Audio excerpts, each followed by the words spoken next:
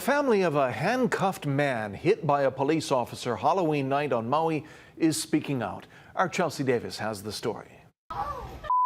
Halloween night on Halelani Place in Kihei. Police had just handcuffed a man who they say rammed a vehicle into police cars twice. Get up!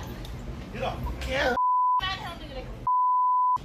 The suspect, 35-year-old Kaleo Kuhuya, was charged with 4 counts of assault on a police officer, criminal property damage, and driving without a license. The officer who threw Kuhuya against the car and hit his head has been stripped of her police powers and is under internal investigation. Kuhuya's sister says the video is unbearable. It's not easy to see someone that you care about get so mistreated. Maui police say officers were conducting beat checks when they discovered Kuhuya had 3 active no-bail warrants. They say he refused officers' commands and intentionally rammed police vehicles. MPD admits the officer's use of force was unjustified. The American Civil Liberties Union of Hawaii calls it alarming. This was a gratuitous use of excessive force, and that is just conduct that police officers should never engage in. Right? This is not a close question at all. The head of ACLU Hawaii says the law is clear. Once a suspect is restrained, no amount of force is justified. Force is only justified to address threats and safety concerns.